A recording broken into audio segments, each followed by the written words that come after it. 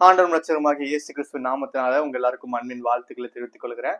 இந்த நாள்ல கூட தேவனுடைய பெரிதான கிருபையினால நாம் எந்த வார்த்தையை தியானிக்க போறோம்னு பாத்தீங்கன்னா, மத்தேயு 18ஆம் அதிகாரம் 21ஆம் வசனத்திலிருந்து 22ஆம் வசனம்.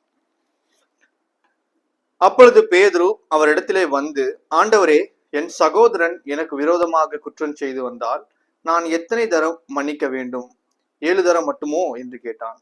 அதற்கு இயேசு, 7 தரம் மாத்திரம் அல்ல, 770 தரம் மட்டும் என்று உனக்கு சொல்லுகிறேன். இந்த வசனத்தை குறித்து நம்ம தியானிக்க போறோம். சோ இந்த வசனத்துல நம்ம பார்த்திருக்கலாம், பேதுரு வந்து ஆண்டவரிடத்துல போய் கேட்பான், ஆண்டவரே, எனக்கு விரோதமா ஒருத்தன் வந்து பாவம் செஞ்சுட்டானா நான் எத்தனை முறை மன்னிக்கணும்? 770 தரம் அப்படின்னு சொல்லி ஆண்டவர் சொல்லியிருப்பாரு. இது ஆண்டவர் ஏன் மென்ஷன் பண்றாருன்னா, இதுக்கப்புறம் ஒரு அழகான ஒரு ஓமையான ஒரு ஸ்டோரி ஆண்டவர் சொல்லியிருப்பாரு. அதை நம்ம பார்ப்போம். இன்னைக்கு நாம தியானிக்க போற தலைப்பு என்னன்னா, மனக்கசப்பு, பிட்டர்னஸ், மன்னிப்பு, ஃபர்கிவ்னஸ். இதை குறித்து தான் நம்ம இன்னைக்கு தியானிக்க போறோம். ஏன் இந்த காரியம் ரொம்ப ஒரு முக்கியமான ஒரு காரியம்னு பாத்தீங்கன்னா, ஆண்டவர் இயேசு கிறிஸ்து இங்க கரெக்டா சொல்லியிருப்பாரு. என்னன்னா, மனக்கசப்போடு கூட நாம் எந்த காரியத்தை செய்தாலும் தேவனுடைய ராஜ்யத்துக்குள்ள போகாத அந்த காரியம். ஏன்னா ஒரு ஜெபம் பண்ணும் பொழுது கூட நம்ம மனக்கசப்போடு கூட ஜெபம் பண்ணக்கூடாது. நல்ல ஒரு உதாரணத்தை ஆண்டு சொல்லியிருப்பாரு. காணிக்கை எடுத்துட்டு வந்து ஒருத்தன் வந்து போடணும் வந்து வரும்போது ஆண்டு சொல்லியிருப்பாரு, முதலாவதான் உன்னோட சகோதரனோட கூட என்ன பண்ணு, ஒப்புரவாயிட்டு வந்து காணிக்கை போடு அப்படின்னு. ஏன் அதை அப்படி சொல்றாருன்னா, அப்படிப்பட்ட காணிக்கையை நாம செலுத்தும் பொழுது நாம் செலுத்துறதா இருக்கும், ஆனா அந்த காணிக்கை தேவனுடைய சமூகத்துக்கு போய் சேராது. புரியுதுங்களா? இந்த மனக்கசப்பு இல்ல மன்னிக்க முடியாத தன்மை நம்மளுடைய வாழ்க்கையில இருந்துச்சுன்னா, கிறிஸ்தவர்களாகி நம்மிடத்தில் அப்படிப்பட்ட ஒரு குணம் இருந்துச்சுன்னா, நம்மளுடைய ஜெபங்கள் என்னைக்குமே கேட்கப்படாதுன்னா என்ன ஆகும்னா, நாம் எந்த ஒரு சூழ்நிலை நம்ம தேவனிடத்துல தேவனுடைய கதவை தட்டும் பொழுது தேவன் நமக்காக திறக்க மாட்டார் கதவை. அதற்காக தான் தேவன் இந்த விஷயத்த வந்து நமக்கு ஒரு முன்மாதிரியாக எக்ஸாம்பிளோடு கூட சொல்லியிருக்கிறாரு.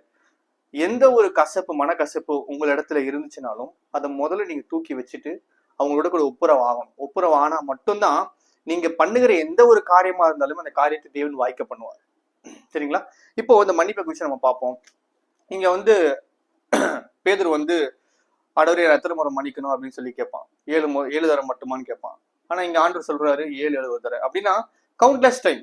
மன்னிக்கிறது அன்கண்டிஷனல். நீங்க மன்னிக்கிறதுன்றது அன்கண்டிஷனல்.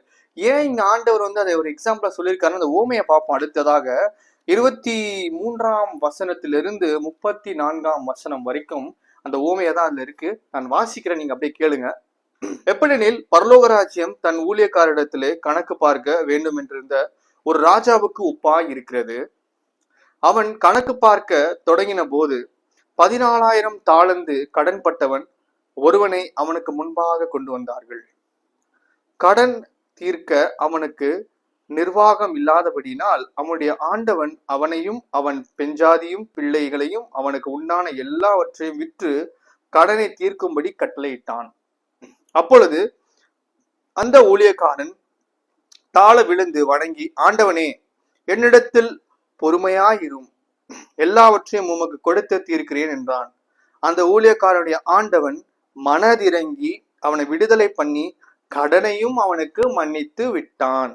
அப்படி இருக்க அந்த ஊழியக்காரன் புறப்பட்டு போகையிலே தன்னிடத்திலே 100 வெள்ளிப்பணம் கடன் பட்டிருந்தனாகிய தன் உடன் வேலைக்காரரில் ஒருவனை கண்டு அவனை பிடித்து தொண்டையை நெரித்து, நீ பட்ட கடனை எனக்கு கொடுத்து தீர்க்க வேண்டும் என்றான். அப்பொழுது அவனுடைய உடல் வேலைக்காரன் அவன் காலிலே விழுந்து, என்னிடத்திலே பொறுமையாயிரும், எல்லாவற்றையும் உமக்கு கொடுத்து தீர்க்கிறேன் என்று அவனை வேண்டிக் கொண்டான். அவனோ சம்மதியாமல் போய் அவன் பட்ட கடனை கொடுத்து தீர்க்கும் அளவும் அவனை காவலிலே போடுவித்தான். நடந்ததை அவனுடைய உடன் வேலைக்காரர் கண்டு மிகவும் துக்கப்பட்டு ஆண்டவனிடத்திலே வந்து நடந்ததை எல்லாம் அறிவித்தார்கள். அப்பொழுது அவனுடைய ஆண்டவன் அவனை அழைப்பித்து, பொல்லாத ஊழியக்காரனே, நீ என்னை வேண்டிக் கொண்டபடியினாலே அந்த கடன் முழுவதையும் உனக்கு மன்னித்து விட்டேன். நான் உனக்கு இறங்கினது போல நீயும் உன் உடன் வேலைக்காரனுக்கு இறங்க வேண்டாமோ என்று சொல்லி அவனுடைய ஆண்டவன் கோபம் அடைந்து அவன் பட்ட கடனை எல்லாம் தனக்கு கொடுத்து தீர்க்கும் அளவும் உபாதிக்கிறவரிடத்திலே அவனை ஒப்பு கொடுத்தான். நீங்களும் அவனவன் தன் சகோதரன் செய்த தப்பிதங்களை மனப்பூர்வமாய் மன்னியாமல் போனால் என் பரம பிதாவும் உங்களுக்கு இப்படியே செய்வார் என்றார். கேட்டீங்களா பிரியமானவர்களே? இந்த எக்ஸாம்பிள வாசிக்கும் போதே உங்களுக்கு புரிஞ்சிருக்கும். நாம் பண்ண தப்புக்காக தேவ சமூகத்தை போய் மன்னிப்பு கேட்கிறோம். கரெக்டா? நம்ம பண்ண தப்புகள், நம்ம எல்லாருமே பாவிகள். நாம் பிறந்தது யாருமே பரிசுத்தவான்கள் இல்ல, தேவனை தவிர, ஆண்டவராகிய இயேசு கிறிஸ்துவை தவிர. அப்படி இருக்கும் பொழுது இந்த பூமியில நாம் எல்லா நேரத்திலுமே பாவம் செய்து கொண்டே இருப்போம். இந்த நேரத்துல கூட யாராவது பாவம் செய்து கொண்டிருக்கலாம்.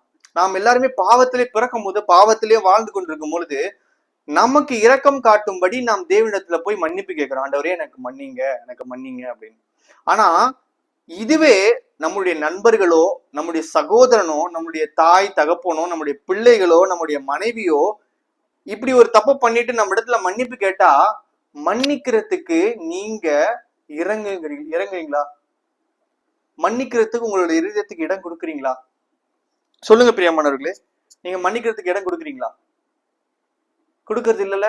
அவங்க மேல என்ன பண்றீங்க? கோபத்தை வைக்கிறீங்க. மனக்கசப்பு. இந்த மனக்கசப்புன்றது ஒரு ஒரு ஒரு ஒரு பாய்சன் மாதிரி, ஒரு ஸ்லோ பாய்சன் மாதிரி. ஒன்ஸ் ஒருத்தனுடைய இருதயத்துக்குள்ள அந்த மனக்கசப்புன்னு ஒரு விஷயம் போயிடுச்சுன்னா அது எல்லாவற்றையுமே கசப்பாக்கி விடும். எப்படி ஒரு குண்டாம் பால்ல ஒரு சொட்டு விஷத்தை கலந்தாலும் அந்த பால் முழுவதும் விஷமாய் மாறி போகிறது போல மனக்கசப்புன்ற ஒரு சின்ன விஷயத்த உங்களுடைய இருதயத்தை நீங்க அலோ பண்ணீங்கன்னா அது உங்களுடைய இருதயத்தை முழுவதும் கெடுத்து போட்டு தேவனுக்கு விரோதமாய் உங்களை மாற்றிவிடும். நீங்கள் செய்கிற ஜெபங்கள் எல்லாம் தேவனுடைய சமூகத்துக்கு போகாமல் போய்விடும் பிரியமானவர்களே. அதனாலதான் நீங்க ஜெபம் பண்றதுக்கு முன்பதாக உங்களிடத்துல, உங்க சகோதர இடத்துல மனக்கசப்பு உண்டு என்றால் போய் மன்னிப்பு கேளுங்க நான் சொல்லியிருக்காரு. அந்த வசனத்தை நாம் வாசிப்போம். மார்க்கு 11ஆம் அதிகாரம் 25ஆம் வசனம் 26ஆம் வசனம். நீங்கள் நின்று ஜெபம் பண்ணும் போது ஒருவன் பேரில் உங்களுக்கு யாதொரு குறை உண்டாயிருக்குமானால் பரலோகத்தில் இருக்கிற உங்கள் பிதா உங்கள் தப்பிதங்களை உங்களுக்கு மன்னிக்கும்படி அந்த குறையை அவனுக்கு மன்னியுங்கள். நீங்கள் மன்னியாதிருப்பீர்கள் ஆனால் பரலோகத்தில் இருக்கிற உங்கள் பிதாவும் உங்கள் தப்பிதங்களை மன்னியாதிருப்பார் என்றார். இப்ப பாத்தீங்களா? புரிஞ்சுதா? ஏன் அநேக நேரத்துல நம்மளுடைய ஜெபம் கேட்கப்படாம போகுது பிரியமானவர்களே? நீங்க என்னைக்காச்சும் யோசிச்சிருக்கீங்களா? நம்ம முழங்கால் படிட்டு உபவாசம் இருந்து ஜெபம் பண்றோம், வேதத்தை வாசிக்கிறோம். இதுல என்ன ஒரு பெரிய ஒரு விஷயம்னா, அநேக கிறிஸ்தவர்கள் ஊழியம் செய்கிறவர்கள், போதகர்கள், ஆண்டவருக்குரிய காரியங்களை அறிந்தவர்கள், ஆவிக்குரியவர்கள், வேதத்தை இரவும் பகலும் தியானிக்கிற மனிதர்கள், பரிசுத்தாவியானவரை பெற்றவர்கள், இவர்களிடத்துல இந்த மனக்கசப்பு இருக்கு பிரியமானவர்களே. ஏன்னா அநேக நேரத்துல இவர்கள் செய்கிற ஜெபம் அங்க பதில் அளிக்காம போறதுக்கான ரீசன் என்னன்னா, அவங்களிடத்துல மனக்கசப்புன்ற ஒரு காரியம் இருக்க கூடும். அவங்க யாராவது காரியத்தை மன்னிக்காம இருந்திருக்கலாம், யாராவது அவங்க கிட்ட மன்னிப்பு கேட்டிருக்கலாம், அவங்க அதை மன்னியாம போயிருந்திருக்கலாம். அப்படி இருக்கும் பட்சத்தில் அவங்க செய்கிற ஜெபத்தை பரமபிதா கேட்க மாட்டார் பிரியமானவர்களே. நீங்க செய்கிற ஜெபம், நீங்க ஆண்டவர்கிட்ட போய் மன்னிப்பு கேட்டீங்கன்னா உங்களுக்கு ஆண்டவர் மன்னிக்காம போறதுக்கான ரீசன், நீங்க யாராவது தப்பிதத்தை மன்னிக்காம இருந்திருப்பீங்க. கொடுங்கள் அப்பொழுது உங்களுக்கு கொடுக்கப்படும், மன்னியுங்கள் அப்பொழுது உங்களுக்கு மன்னிக்கப்படும். நீங்க ஒருத்தனுடைய தப்பிதத்தை மன்னிக்காம போனீங்கன்னா பரமபிதாவும் அதே போல உங்களுடைய தப்பிதங்களை அவர் மன்னிக்க மாட்டார். இதை நீங்கள் நன்றாக புரிந்து கொள்ள வேண்டும் பிரியமானவர்கள். நம்முடைய ஜெபம் அநேக நேரத்துல கேட்கப்படாம போறதுக்கான மெயினான ரீசன், நாம் எல்லாவற்றையுமே பார்த்துக் கொள்வோம். கரெக்டா இருக்கா, எல்லாமே கரெக்டா இருக்கான்னு எல்லாத்தையுமே பார்ப்போம். ஆனா ஏதோ ஒரு லூப் ஹோல்ல இதை நம்ம என்னதான் கஷ்டப்பட்டு ஜெபம் பண்ணாலும் நடக்க மாட்டேந்தேன்னு சொல்லி நீங்க யோசிச்சு கொண்டே இருக்கலாம் பிரியமானவர்களே. அநேக நேரத்துல உங்களுடைய ஆசீர்வாதங்கள் உங்களுக்கு வராம போறதுக்கான ஒரு ரீசன், நீங்கள் இந்த காரியத்தை நீங்க செய்யாம இருந்திருக்கலாம், நீங்க யாரையாவது மன்னிக்காம இருந்திருக்கலாம், யார் மேலாவது உங்களுக்கு ஒரு மனக்கசப்பு இருந்திருக்கலாம் பிரியமானவர்களே. இதை நீங்கள் தயவு செஞ்சு உங்களுடைய இதயத்துல இருந்து நீங்க செக் பண்ணி பாருங்க. ஏன்னா நீங்க பரலோக ராஜ்யத்துக்குள்ள பிரவேசிக்க வேண்டும் என்றால் இப்படிப்பட்ட காரியத்தோடு கூட பரலோக ராஜ்யத்துக்குள்ள பிரவேசிக்க முடியாது. நான் எல்லாத்தையும் வீடெல்லாம் நல்லா கட்டிட்டேன், எல்லாத்தையும் பூசிட்டேன், ஆனா ஒரு இடத்துல மட்டும் ஒரு ஓட்டை இருக்கு வீட்டுல, மழை பெய்யும் போது என்ன ஆகும்னு நினைக்கிறீங்க? அந்த மழை தண்ணி அந்த ஓட்டை வழியா வரும். நான் என்னதான் வீட்டை அழகா டெக்கரேட் பண்ணி நல்ல ஒரு டோரை போட்டு நல்ல ஒரு டைல்ஸை போட்டுட்டு நல்ல ஒரு ஏசியை செட் பண்ணி நல்ல ஒரு ரூம் எல்லாம் நல்லா பெயிண்ட் பண்ணி அழகா வச்சிருக்கேன், ஆனா ஒரு ஓட்டையை வச்சிருக்கேன்னா அந்த ஓட்டர் வழியா என்ன வரும்? அழுக்கு வரும், தண்ணி வரும். அது என்னதான் பண்ணாலும் அது பிரயோஜனம் இல்லை. நம்மளுடைய இருதயத்திலுமே அப்படிப்பட்ட ஒரு மனக்கசப்பு இருந்துச்சுன்னா, நாம் எல்லாத்தையுமே சரி செய்து கொண்டிருந்தாலும் இந்த ஒரு சின்ன ஒரு விஷயத்த நாம சரி செய்யாம விட்டோம்னா, அது எப்படின்னா ஒரு வேர்ல பட்ட ஒரு ஒரு ஒரு சொத்தைன்னு சொல்லுவாங்க பாத்தீங்களா? ஒரு வேர்ல ஏதாவது ஒரு பூச்சி பிடிச்சுன்னு வச்சுங்களேன், அது அப்படியே கொஞ்சம் கொஞ்சமா அரிச்சு அந்த மரத்தை முழுமையா அரிச்சிரும். மனக்கசப்புன்ற ஒரு காரியம் அப்படி போலதான். உங்களோட இதயத்துக்குள்ள அது வந்துச்சுன்னா, அது கொஞ்சம் கொஞ்சம் கொஞ்சமா ஸ்ப்ரெட் ஆகி அது ஸ்ப்ரெட் ஆகுறதே உங்களுக்கு தெரியாது.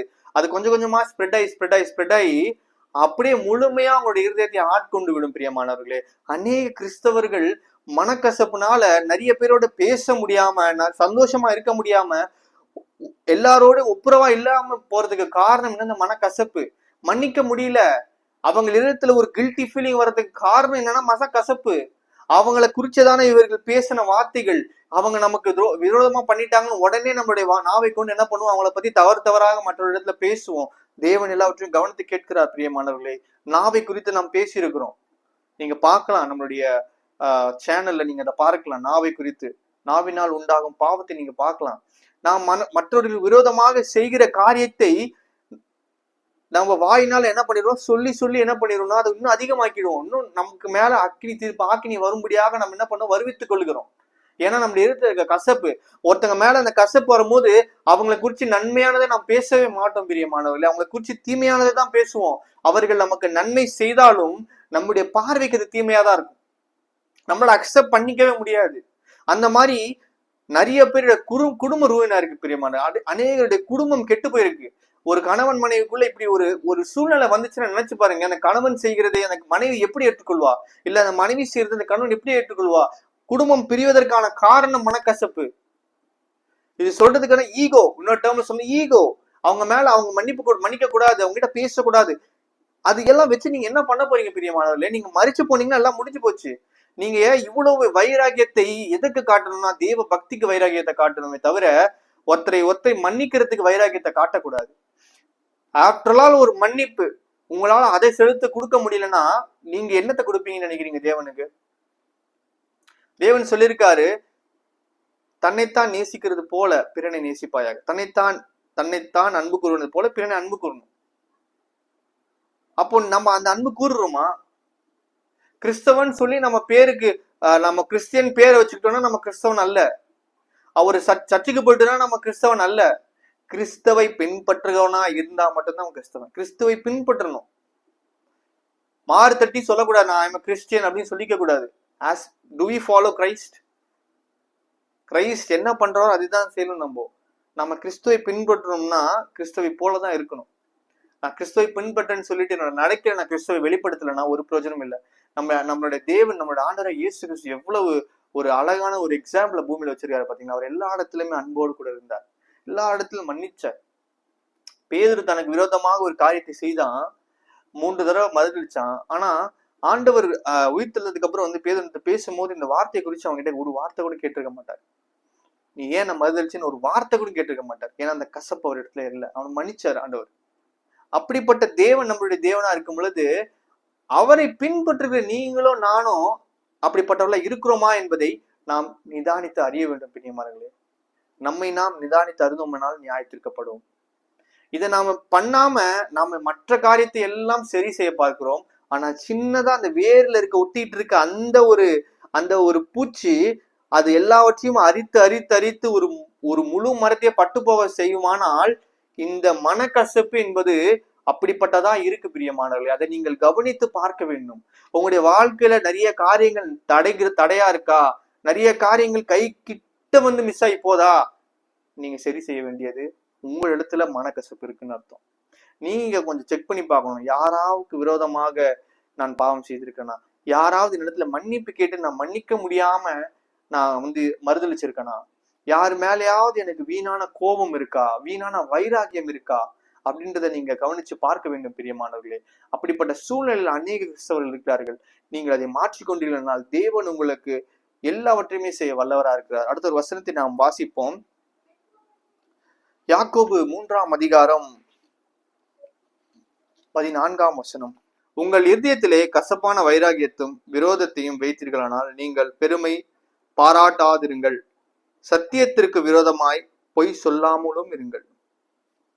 பாத்தீங்களா?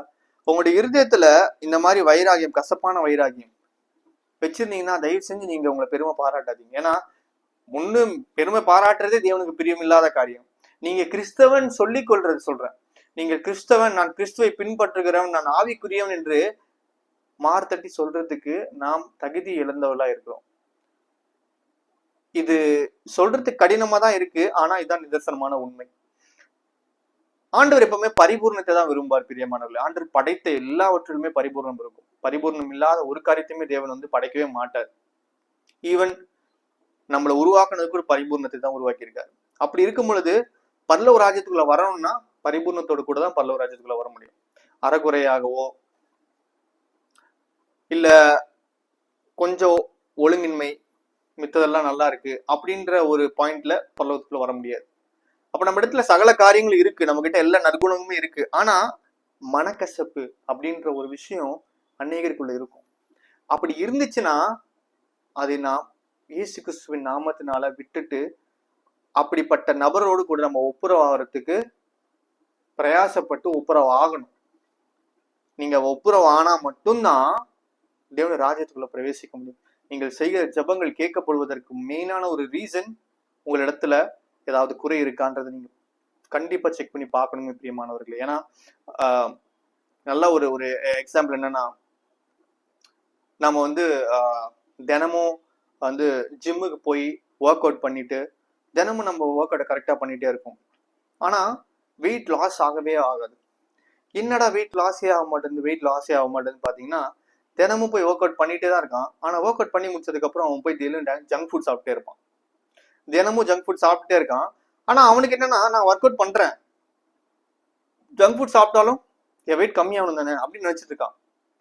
ஆனா அவன் ஜங்க் ஃபுட் சாப்பிட்றதே அவனுக்கு ஒரு பெரிய பிரச்சனையா தெரியாம போச்சு. ஏன்னா அவனோட டெய்லி ஹேபிட் அது. அவன் தினமும் சாப்பிட்றது தான், வெளியே சாப்பிட்றது தான், அது ஒரு டெய்லி ஹேபிட்டா இருக்கனால அவன் என்னதான் ஒர்க் அவுட் பண்ணிட்டே இருந்தாலும் வாரம் முழுவதும் ஒர்க் அவுட் பண்ணி, மாதம் முழுவதும் ஒர்க் அவுட் பண்ணி, ஒரு வருடம் முழுவதும் ஒர்க் அவுட் பண்ணா கூட அவனோட வெயிட்ல ஒரு சேஞ்சஸ் இல்லாத காரணம் என்னன்னா, அவன் தினமும் ஜங்க் ஃபுட் சாப்பிடணும். அப்போ அவன் வெயிட் லாஸ் ஆகிறதுக்கு முதல்ல என்னன்னா அவனோட ஜங்க் ஃபுட்டை ஸ்டாப் பண்ணணும். அவன் ஜங்க் ஃபுட்டை ஸ்டாப் பண்ணிட்டானா அவன் ரெகுலரா போற ஒர்க் அவுட்டுக்கான எஃபெக்ட் தெரிய ஆரம்பிக்கும், அவனோட வெயிட் லாஸும் பார்க்க முடியும்.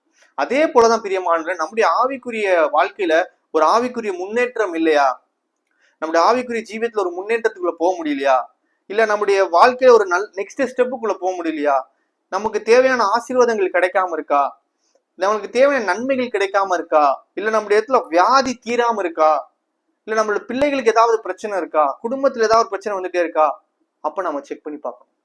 That is the time to evaluate our self. அங்கதான் நம்மள புடம்பணும், என்ன தப்பா இருக்கு அப்படின்னு சொல்லி சுய பரிசோதனை பண்ண வேண்டிய நேரம். நம்ம இடத்துல எல்லா இடத்துலயும் பைக் இருக்கும், கார் இருக்கும். அப்படி இருக்கும் பொழுது நல்லா ஓடிட்டு இருக்க பைக் திடீர்னு நின்றுச்சுன்னா நம்ம என்ன பண்ணுவோம், செக் பண்ணுவோம் என்ன பிரச்சனைன்னு சொல்லிட்டு. செக் பண்ணாம ஓட்டிட்டு இருந்தோம்னா அந்த பிரச்சனை பெருசாகி ஒரு பெரிய விபரீதமா நிக்கிறதுக்கு முன்பதாக என்ன பண்ணுவாங்கன்னா செக் பண்ணிடுவாங்க. அதே போலதான் நம்முடைய வாழ்க்கையிலும் நம்மளுடைய ஆத்துமா பரலோகத்துக்கா நரகத்துக்கான டிசைட் பண்றதே இப்படிப்பட்ட காரியங்கள் தான். நாம் நம்ம இடத்துல இது பெரிய தப்பு மாதிரியே தெரியாது. எப்படி ஜங்க் ஃபுட் சாப்பிட்றது ஒரு பெரிய தப்பா தெரியாததோ, மனக்கசப்பு, மன்னிக்காம போறது அப்படின்றது ஒரு பெரிய தப்பாவே தெரியாது. ஆனா இது நம்மளுடைய வாழ்க்கைக்குள்ள ஒரு ரூட் எடுத்து அது பாட்டு அப்படியே கிளை வச்சு வளர்ந்துகிட்டே இருக்கும், அப்படியே வளர்ந்துட்டு இருக்கும். ஆனா இது கடைசியில நியாயத்திற்கப்படும் பொழுது பெருசா நமக்கு முன்னாடி நிற்கும். தேவன் நியாயத்திற்கும் போது இதான் நிற்கும். நீ மன்னிச்சான்னு ஆண்டவர் கேட்பார் நம்ம இடத்துல. நம்ம என்ன சொல்லுவோம், எங்க போய் நம்மள மூஞ்ச வச்சுப்போம்? முடியாதுல பிரியமானவர்களே. அதனாலதான் ஆண்டவர் பேதுருட்ட சொல்லியிருப்பாரு 7-70 முறை, கவுண்ட்லெஸ் டைம், எண்ணில் அடங்காத அளவுக்கு நீ மன்னி. ஏன்னா நாம பாவம் செய்யறோம். நம்ம என்ன ஒரு தடவை 2 தடவை பாவம் செய்யறோம்? நம்ம பிறந்தல இருந்து எடுத்து பார்த்தோம்னா கணக்கு இல்லாத அளவுக்கு பாவம் செஞ்சிருப்போம். அத்தனை முறையும் தேவனத்துல போய் மன்னிப்பு கேட்கணும் தானே. ஆண்டவர் மன்னிக்க வல்லவரா இருக்காரா இல்லையா? மன்னிக்கிறாருல்ல. அப்படி அவரே நமக்கு மன்னிக்கும் பொழுது பூமியில இருக்க நாம ஏமாத்துறோம். பரமபிதா நம்மளோட தப்பிதங்களை எண்ணில் அடங்காத முறை நம்மளுக்கு மன்னிக்கிறாருன்னா நாம யாரு? நாம ஏமாத்துறோம். அவருடைய படைப்பு தானே. நாம் மன்னிக்கிறதுக்கு எதுக்கு வீரப்ப காட்டிட்டு இருக்கோம், வைராகியத்தை காட்டிட்டு இருக்கோம், கசப்பை காட்டிட்டு இருக்கோம்? நம்ம யாருங்க? மனுஷன், ஜஸ்ட் ஒரு மனுஷன். இப்படின்னு ஆண்டு சொன்னா நம்ம செத்து போயிடுவோம், மண்ணாயிருவோம். இப்படி இருக்க மனுஷனுக்கு எவ்வளவு திமிரு இருக்குது, எவ்வளவு வைராகியங்கள் இருக்கு, எவ்வளவு மேட்டுமை இருக்கு, எவ்வளவு கசப்பு இருக்கு. இதெல்லாம் நாம ஏன் நம்ம செக் பண்ணி கொள்றதே கிடையாது. நம்ம என்னவோ பெரிய உலகத்தை படைச்ச மாதிரி அப்படியே தலைக்கு மேல நம்மளை வச்சுக்கிட்டு அப்படியே பயங்கரமா ஜிங்கு ஜிங்குன்னு போயிட்டு இருந்தா நம்ம என்ன அப்படியே நமக்கு கால் கீழே எல்லாரும் நினைச்சிட்டு இருக்குமா? இல்ல பிரியமானவர், அது தப்பு, அது தவறான எண்ணம். அந்த மாதிரி எண்ணத்தை வைத்தீர்களானால் இயேசு கிறிஸ்து நாமத்துல மாற்றிக்கொள்ளுங்கள். ஏன்னா அப்படி வைத்துக்கொண்டு நீங்க பரலோக ராஜ்யத்துக்குள்ள கண்டிப்பா பிரவேசிக்க முடியாது. அதனால அதை நீங்க மாற்றிக்கொள்ளுங்க பிரியமானவர்களே. மனக்கசப்பு அப்படின்ற ஒரு விஷயம் உங்களுக்குள்ள இருந்துச்சுன்னா இயேசு கிறிஸ்து நாமத்தால் அதை விட்டு மனம் திரும்புங்கள். மன்னிக்க வேண்டியவர்களே மன்னிங்க இயேசுவின் நாமத்தினால். நீங்க மன்னிச்சா மட்டும்தான் தேவன் உங்களுடைய ஜெபங்களை கேட்க வல்லவரா இருக்கிறார். அடுத்த ஒரு அதிகாரத்தை பாவம். அப்போஸ்தலர் 8:23 நீ கசப்பான பிச்சிலும் பாவக்கட்டிலும் அகப்பட்டிருக்கிறதாக காண்கிறேன் என்றார். நீ கசப்பான பிச்சிலும் பாவக்கட்டிலும். இது என்னன்னா பவுல் சொல்ற இந்த ஒரு விஷயம் என்னன்னா, ஒருத்தனை பார்த்தோன்னு சொல்லுவாரான் பவுலு, நீ கசப்பான பிச்சில்னா உன் இதயம் முழு கசப்பு இருக்கு, நீ பாவக்கட்டு, கேப்டிவ் டு சின், பாவக்கட்டுல இருக்கு. அப்படின்னா இந்த மன கசப்பு இருக்கிற மனிதன் பாவத்தினால் கட்டப்பட்டவனா இருப்பான். அவனிடத்துல பாவம் இல்லைன்னு நினைப்பான். என்னன்னா அவன் மற்றவர்களை போல விபச்சாரம் செய்ய மாட்டான், வேசித்தனம் செய்ய மாட்டான், மதுபான பிரியனா இருக்க மாட்டான், வெறி கொள்ள மாட்டான், அவன்கிட்ட மத்த தப்பான குணாதிசயங்களா இருக்காது. ஆனா அவன் இப்படிப்பட்ட மனக்கசப்பு வச்சிருந்தான அவன் பாவக்கட்டுல இருக்கிறான்றது வேதத்துல சொல்லியிருக்கு. அப்படின்னா உலகத்துல இருக்கவங்க கூட, ஒரு சன்மார்க்கன் கூட என்ன பண்ண முடியும்? குடிக்காமோ விபச்சாரம் பண்ணாமோ இருக்க முடியும். இப்ப மற்றவனுக்கும் கிறிஸ்தவனுக்கும் என்ன டிஃபரன்ஸ்னா இங்கதான் டிஃபரன்ஸ் வரணும். மற்றவனை மன்னிக்க முடியுமா அப்படின்னு பாத்தீங்கன்னா அவனிடத்துல நிறைய நேரத்துல இந்த கசப்பு இருக்கும், மன்னிக்க மாட்டான்.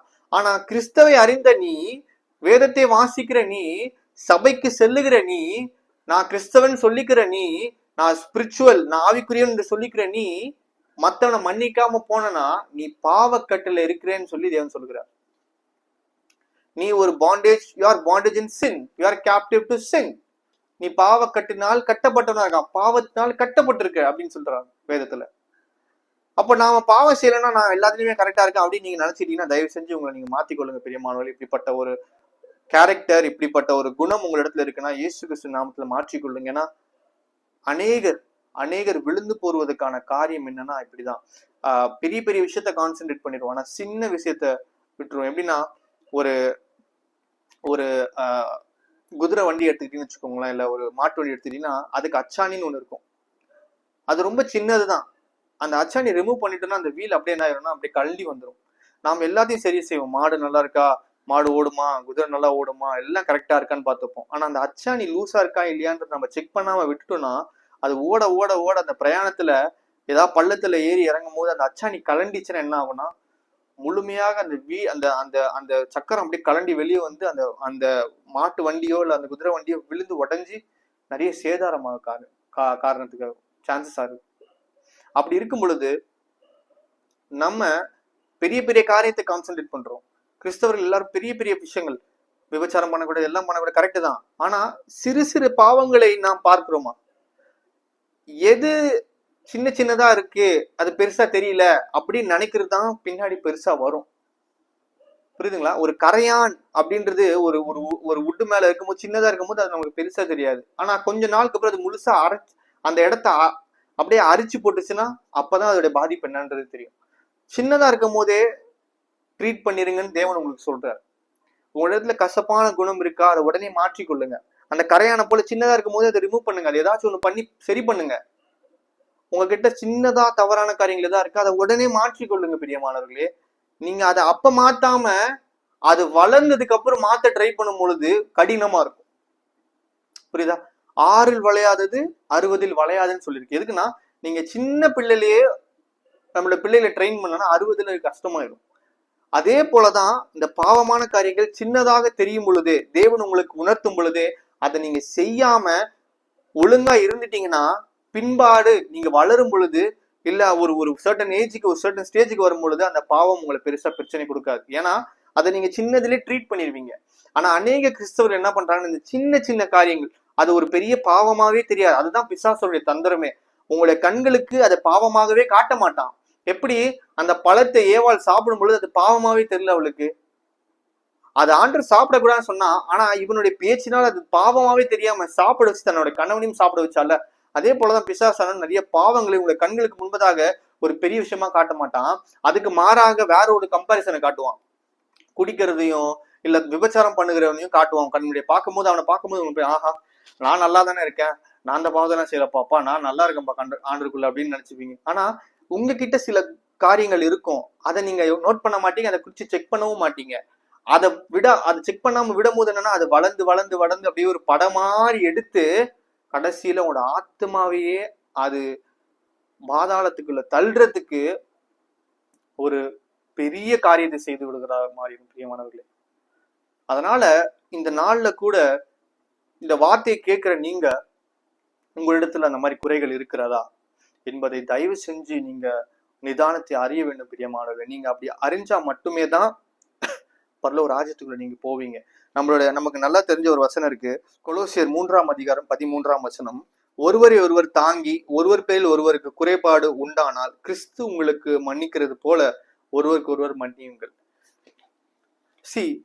இந்த உலகத்துல எந்த ஒரு மனுஷனுமே பரிபூர்ணப்பட்டவன் சென்ஸ் எல்லாருமே பெர்ஃபெக்ட் கிடையாது. இந்த உலகத்துல யாரா இருந்தாலும் சரி, நல்லா கவனமா கேளுங்க பிரியமானவர்களே. உங்களுடைய கணவனோ இல்ல உங்களுடைய மனைவியோ, உங்க அப்பாவோ இல்ல உங்க அம்மாவோ இல்ல உங்க பிள்ளைகளோ, உங்களோட நண்பர்களோ இல்ல உங்களுடைய சகோதரனோ சகோதரியோ, யாரா இருந்திருக்கலாம், யார் வேணா இருக்கலாம், யாருமே பெர்ஃபெக்ட் கிடையாது. எல்லாருமே மனிதர்கள் தான், குறைவுள்ள மனிதர்கள் தான், பாடுள்ள மனிதர்கள் தான். எளியாவே சொல்றாரு, நம்மளை போல ஒரு பாடுள்ள ஒரு மனிதன். அவர் என்னதான் ஆண்டு கூலியம் பண்ணாலும் ஒரு பாடுள்ள மனிதன். அப்படி இருக்கும் பொழுது உங்க கூட இருக்க எல்லாருமே பாடுள்ளவர்களா இருக்கும் பொழுது அவங்களிடத்துல நீங்க பெர்ஃபெக்ஷனை எக்ஸ்பெக்ட் பண்ணாதீங்க. நீங்க பெர்ஃபெக்ஷன் எக்ஸ்பெக்ட் பண்றதுதான் உங்களுக்கு இருக்க ஒரு பெரிய பிரச்சனை. ஏன்னா நீங்க எப்போ அதிகமாய் மற்றவர்களிடத்துல எதிர்பார்க்கிறீங்களோ அதே போல அந்த அளவுக்கான டிசப்பாயின்மெண்ட் உங்களுக்கு வரும். நம்ம எப்போ எதிர்பார்ப்பு அதிகமா இருக்கோ அதே போல அதிருப்தியும் அதிகமா வரும். When we are expecting more from someone else, we are going to get the disappointment from them. இந்த உலகம் உங்களுக்கு எப்பவுமே டிசப்பாயின்மெண்ட்டை தான் தரும். தேவனை தவிர இந்த உலகம் முழுவதும் உங்களுக்கு டிசப்பாயின்மெண்ட் தான் தரும். தேவன் ஒருத்தர் மாத்திரம்தான் உங்களுடைய எக்ஸ்பெக்டேஷனை ஃபுல்ஃபில் பண்ண முடியும். அப்படி இருக்கும் பொழுது நம்ம கூட இருக்க மனிதர்கள் எல்லாருமே குறைபாடு உள்ளவர்கள். அப்படி இருக்கும் பொழுது இந்த வசனம் சொல்லுது, ஒருவரை ஒருவர் தாங்கி ஒருவர் பேரில் ஒருவருக்கு குறைபாடு உண்டானால் கிறிஸ்து உங்களுக்கு மன்னிக்கிறது. ஏன் சொல்றாருன்னா, தேவனுக்கு தெரியும் நாம குறை உள்ளவர்கள் தான். எப்படின்னா, நீங்க ஒருத்தனை பர்ஃபெக்டா எதிர்பார்த்தீங்கன்னா நீங்க அதே போல பர்ஃபெக்டா அவனுக்கு இருப்பீங்களா? கண்டிப்பா முடியாது தானே. நீங்க 100% உங்க அப்பாவுக்கோ உங்க பையனுக்கோ இல்ல உங்க அம்மாவுக்கோ இல்ல உங்க மனைவிக்கோ உங்க கணவனுக்கோ உங்களுடைய நண்பர்களுக்கோ இல்ல உங்க சகோதர சகோதரிகளுக்கோ நீங்க 100% இருக்க முடியுமா? ஆனா நீங்க மட்டும் அவங்க கிட்ட இருந்து என்ன பண்ணுவீங்க, 100% இருக்குன்னு எக்ஸ்பெக்ட் பண்ணுவீங்க. ஆனா அது நீங்க ரிட்டர்னா கொடுப்பீங்களா? கொடுக்க மாட்டீங்க. அப்போ இங்க ஆண்டவர் அதை சொல்றாரு, கிறிஸ்து நமக்கு மன்னிக்கிறது போல. நமக்கு 100% நம்ம இல்லைன்றது தேவனுக்கு தெரியுது, அதனாலதான் அவர் நமக்கு மன்னிக்கிறாரு. நாம போய் ஜெபம் பண்ணும்போது நமக்கு தேவன் மன்னிக்கிறதுக்கான காரணம் என்னன்னா, நாம் பாடுள்ளவர்கள் என்று தேவன் அறிந்திருக்கனாலதான். அப்படி இருக்கும் பொழுது நீ எப்படிப்பட்டவனா இருக்கணும்? பிறனை மன்னிக்கிறவனா இருக்கணும். ஒரு பெரிய பாவத்தை செய்த ஒரு ஸ்திரீ, விபச்சாரம் பண்ண ஸ்திரீ எல்லாரும் கொண்டு வந்து தேவனுடைய சமூகத்துல நிற்கும் போது என்ன சொன்னாங்க? கல் எறிஞ்சு கொள்ளணும்னு சொல்லுவாங்க மோசேயின் பிரமாணத்தின். அப்போ ஆண்டு சொல்றாரு, உங்களில் பாவம் செய்யாத முதல் கல் எறிட்டோம். அப்ப ஆண்டு சொல்றாரு, நானும் உன்னை நியாயத்திற்கு போறதில்லை அப்படின்னாரு. அப்ப இங்க என்னன்னா, தேவன் அங்க நியாயத்திற்குல, is not doing the judgment. அப்படி இருக்கும் பொழுது மனிதர்களாகிய நாம் மட்டும் ஏன் ஜட்ஜிங்ல போயிருக்கோம், இல்ல மற்றவங்களை மன்னிக்காம போயிடுறோம்? ஏன் அந்த கசப்பு உள்ள வச்சுக்கிறோம்? இந்த கசப்பு, இந்த கசப்புன்ற ஒரு டோர் இருக்கு பாத்தீங்களா, இது உங்களுடைய வாழ்க்கையில திறந்துருச்சுன்னா இதுக்குள்ள தவறான காரியங்கள் தான், ஆசீர்வாதங்கள் இல்ல, ஆசீர்வாதத்தை தவிர்த்து சாபங்க தான் உங்க வாழ்க்கைக்குள்ள வர ஆரம்பிச்சிடும். இந்த டோர் திறந்துச்சுன்னா, இந்த டோரை நீங்க எப்போ இயேசு நாமத்துல மூடுறீங்களோ அப்பதான் நன்மையான ஈவுகளை பரத்திலிருந்து பெற்றுக்கொள்ள முடியும். கேளுங்கள் அப்பொழுது உங்களுக்கு கொடுக்கப்படும் என்றது நீங்க கேட்கும் பொழுது உங்களுக்கு பரிசுத்த ஆவியால் நிரப்பப்பட்டு உங்களை தேவன் நிரப்பி உங்களை வழிநடத்த வல்லவரா இருக்கிறார். பரத்துல இருந்து உங்களுக்கு தேவையான நன்மைகளை தேவன் தர வல்லவரா இருக்கிறார். எப்பனா இந்த கசப்புன்ற டோரை க்ளோஸ் பண்ணும் போது மன்னிப்புன்ற டோரை நீங்க திறக்கும் பொழுது நீங்க மன்னிக்கணும், மற்றவங்களை மன்னிக்கணும். தேவன் உங்களை மன்னிக்கிறது போல நீங்களும் மற்றவர்களை மன்னிக்கிறதுக்கு கடனாளியா இருக்கீங்க. ஏன்னா நாம் யாருமே முழுமை பெற்ற பர்ஃபெக்டான ஒரு மனிதர்கள் இந்த பூமியில யாருமே இல்லை, ஆண்டவராகிய இயேசு கிறிஸ்துவை தவிர. அவரே இந்த பூமியில இருக்கும்போது மற்றவர்களை மன்னித்தது போல நாமும் மன்னிக்கணும். ஆனா சொல்லிடுவார் பாத்தீங்களா, அந்த கூரையில இருந்து ஒருத்தனை இறக்குவாங்க வியாதிப்பட்டவனை. ஆண்டு சொல்லுவார், பாவம் உனக்கு மன்னிக்கப்பட்டதுன்னு சொல்லுவார்.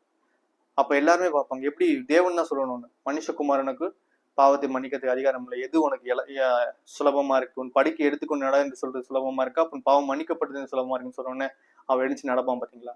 அதே போலதாங்க நாமும் மற்றவங்களை பாவத்தை மன்னிக்கணும். நம்ம மன்னிச்சா மட்டும்தான் நமக்கு மன்னிப்பு கிடைக்கும், நமக்கு இரக்கம் பெறும். இரக்கம் செய்கிறோம், இரக்கம் பெறுவான். நீங்க உங்களுடைய அயலானுக்கு இரக்கம் செய்யாம போனீங்கன்னா தேவன் எப்படி உங்களுக்கு இரக்கம் செய்வார்? பிரியமானவர்களே, இதை நீங்கள் நிதானித்து அறிய வேண்டும் பிரியமானவர்களே. ஏன்னா அநேக நேரத்துல நாம் இந்த காரியத்தை மிஸ் பண்ணிடுறோம் நம்மளோட வாழ்க்கையில. மிஸ் பண்றதுனால நம்ம நல்ல நல்ல ஈவுகளை தேவனிடத்திலிருந்து பெற்றுக்கொள்றதுக்கு மிஸ் ஆயிடும். தேவன் நமக்கு நிறைய நன்மையான காரியங்களை தான் செய்யறதுக்கு ஆசைப்படுகிறார். ஆனா நமக்கு நாமே தீமையான காரியத்தை செய்யறதுக்கு சான்ஸ் கொடுக்கறதுக்கு காரணம் என்னன்னா, தேவன் நமக்கு என்னைக்குமே தீமை செய்ய மாட்டாரு.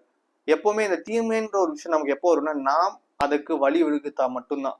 எப்பவுமே நாம ஒரு விஷயத்த நம்ம கதவு திறக்காம ஒரு தீமையான காரியம் உள்ள வராது. கதவு அடைக்கப்பட்டுருந்துச்சுன்னா எப்படி ஒரு தீமையான காரியம் வீட்டுக்குள்ள வர முடியாதுல்ல. அப்ப நாம் கதவு திறந்தா மட்டும்தான் ஒரு தீமையான காரியம் உள்ள வரதுக்கான சான்ஸ் இருக்கு. நம்முடைய வாழ்க்கையில நன்மையான காரியங்கள் உள்ள வரணும்னா நாம் நன்மையான காரியங்களை செய்யணும். தீமைக்கு கதவு திறக்கக்கூடாது. மனக்கசப்பு, மேட்டுமையான காரியங்கள், மன்னிப்பு, இப்படிப்பட்ட காரியங்கள் நம்ம செய்யணும். மனக்கசப்பு இல்லாம மற்றவர்களை மன்னிக்கிறதா இருக்கணும். அப்படி இருந்தா மட்டும்தான் நன்மையான ஈவுகளை நாம் பரத்திலிருந்து பெற்றுக்கொள்ள பிரியமானவர்களே. ஆனால் இந்த நாள்ல கூட நீங்க ஆண்டவராகிய இயேசு கிறிஸ்து நாமத்தினால இந்த காரியத்தை குறித்து யோசிங்க. நம்ம இடத்துல என்ன குறை இருக்கு அப்படின்றத குறித்து நீங்க கவனிச்சு பார்க்கணும் பிரியமானவர். ஏன்னா தேவன் இந்த நேரத்துல கூட உங்களோட கூட பேசுகிறார். அநேகர் இந்த கசப்ப இருதயத்தை வச்சுக்கொண்டு, எனக்கு நல்லது நடக்க மாட்டேங்குது, எனக்கு குழந்தை இல்லாம இருக்கு, எனக்கு ஒரு ஆசீர்வாதம் இல்லாம இருக்கு, எனக்கு இந்த பிரச்சனை போவே மாட்டேங்குது, எப்பவுமே என் கூடவே இருக்கு இந்த பிரச்சனை, ஒரு சொல்யூஷன் என் வாழ்க்கையில கிடைக்க மாட்டேங்குது, ஏன் எனக்கு மட்டும் இந்த பிரச்சனை நடக்குது, இப்படின்ற அநேக கேள்வியோடு கூட அநேகர் இருக்கிறீங்கன்றத தேவன் உணர்த்துறாரு. அப்படி இருக்கும் பொழுது அதுக்கான ஒரே சொல்யூஷன் உங்க இடத்துல தான் இருக்கு பிரியமானவர்களே. நான் என்ன தப்பு பண்ணிருக்கேன்? என்கிட்ட ஏதாவது மனக்கசப்பு இருக்கா? நான் யாரையாவது மன்னிக்காம இருக்கிறேன்னா? அப்படின்றத நீங்க உங்களை கவனிச்சு பார்க்கணும் பிரியமானவர்களே. நீங்க அப்படி பண்ணீங்கன்னா அதை செய்யும் பொழுது மற்ற கதவுகள் உங்களுக்கு திறக்கப்படும். தேவன் உங்களுக்கு தர வேண்டிய காரியங்களுக்கான கதவுகளை தேவன் திறப்பார். நீங்கள் ஆசீர்வாதமாகவும் தேவனுடைய நாமத்துக்கென்று வாழவும் பரத்திலிருந்து கிடைக்கப்படுகிற ஆசீர்வாதத்தை பெற்றவர்களாய் வாழ்வீங்க பிரியமானவர்கள். இதை நீங்கள் நன்றாக நிதானித்து அறிந்து உங்களை சரியான வழியில நடத்தி கொள்ளுங்க. நம்மை நாம் நிதானித்து அறிந்தோமானால் நியாயத்திற்கப்படும். ஜெபிப்போம். நல்ல தகப்பனே, சர்வ வல்லமை உள்ள ஆண்டவரே, அப்பா இந்த நல்ல வேலைக்காட்சி சொத்துரிக்கிறோம் ஐயா, துதிக்கிறோம் தகப்பனே. ஆண்டவரே, இந்த கேட்ட வசனங்கள் ஆண்டவரே எங்களுடைய இதயத்தை தொட்டு ஆண்டவரே இந்த வசனத்தின் வழியாக ஆண்டவரே நாங்கள் பரிசுத்தத்துக்கு நேராய் திரும்புவதற்கு தேவன் எங்களுக்கு உதவி செய்வீராக.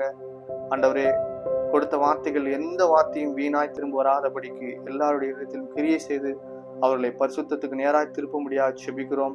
பார்த்து கொண்டிருக்க ஒவ்வொருவரையும் தேவனுடைய கரத்தில் ஒப்புக் கொடுக்கிறோம். தேவன் தாமே நீரே அவர்களை ஆசீர்வதித்து பரிசுத்தத்துக்கு நேராய் வழி நடத்துவீராக. சகல விதமான பரிசுத்த ஆசீர்வாதத்தை பெற்றவர்களாக பரத்துக்கு நேராய் தங்களை திருப்பிக் கொள்ள தேவன் அவர்களுக்கு உதவி செய்வீராக.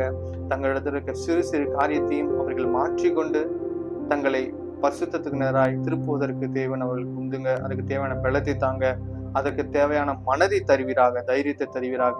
இந்த மனக்கசப்பு இல்ல மன்னிக்க முடியாத தன்மை இருந்தது என்றால் இயேசுவின் நாமத்தினால அவருடைய வாழ்க்கையிலிருந்து அது நீங்கி போவதாக. தேவ பலன் அவர்கள் இடத்துல வந்து மனக்கசப்பு உள்ள காரியங்களை மாற்றவும் மற்றவர்களை மன்னித்து தேவனுடைய நன்மை பெற்றுக்கொள்ள தேவன் அவர்களுக்கு உதவி செய்கிறாங்க. இந்த ஜெபத்தை உடைய கரத்தில் ஒப்புக் கொடுக்கிறோம். நீர் பொறுப்படுத்திக் கொள்ளுங்க, காத்துக் கொள்ளுங்க, வழி நடத்துங்க. கிறிஸ்து இயேசுவின் நாமத்தில் பிதாவே, ஆமேன், ஆமேன். God bless you all.